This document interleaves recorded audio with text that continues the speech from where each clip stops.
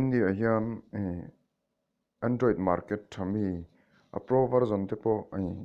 a thlona install theina black mat kha Oreo Android Oreo a install dan kano sei don ta tuna hian Android Oreo Android Oreo hi black mat hian a support to lo ta hi antina tuna po black mat official site a kan lut ta a chuan hetlai black mat download black mat ti click chon in download ta hi ka download sa to ta ke chon download sa to ta a ei tlai ka nei ta 4 MB vel ta ni chin lo ka lo download to ni ta hi kan install china ngai tha thiam mai ang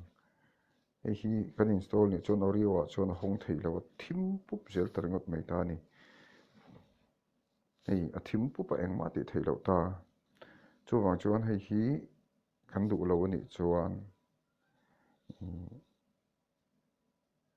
tingin a khom si lo on official site atanga lak don pon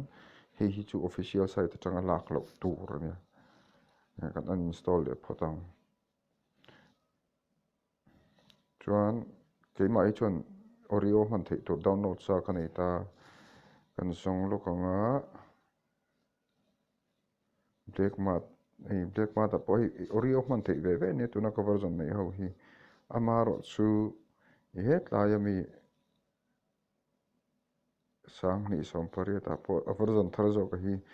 0.99.2.103b hi kan install chinanga adang lam na chuin mathiam mayang nei Oreo ka phone hi Oreo 8.0 khanita amar chu ta poina man thei ta ase lu khan black ma lein lu khan lai hian no turania chan chu no kan ti na chan pot lai hian short mode hian hei lai hian filter om ta paid app ni aman nei ho chau te kha khati khana thlan thei ta amaro chu hi kan update ani chon om thei don lo ta entinan kan update le chinang le chuan kan thret tur chu black mat hi fakna tamatin ron lang thina kha nga a minute a second kal zat nga zo chunga x oma khan om nalam lama ha ngai thin ta kan update chinanga alan dan kan endon nia update hi nei tian kan yes ani chuan ti khal ni ta an alo anga installa kan hon hian voi khat dang ala om le don ni no open ta a om le ta kan yes le ta chu latest version 2018 version a khan aron chok to don ta voi khat dang anga hian le mo ka chiang ta che lo tlai hi kan install zo sel kan honga hriat me ni 2018 version khanita hei about anila 2018.41 anita maseda hi chon hei ni china paid app ti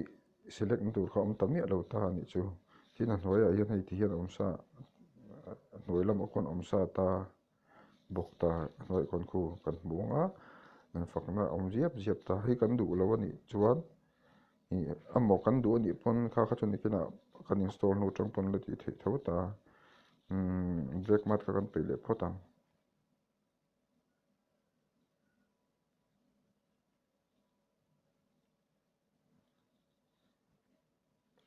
kan peita tuna ka install tura kan isa hi chu karon da a install a download link po a hnuaya karon da vek don ta chuan a hnuaya link a khan lo click ni lo download theianga tin chu ti rual chuan kan soi bel le du ram chu he channel hi min lo subscribe saka video te pawh min lo like saka min lo comment saka khongai taka min lo share sak turin kan ni hal ni sela chon ka on ta tian antinan kan hriat thiam theina tur chuan AVG Pro kan zong chinange AVG Pro ki chon ki antivirus Android security ri ka hmang ta ma se ka man to wangin market a po venila are thalang don lo ta hei are thalang lo ta ni top paid number 9 ni ta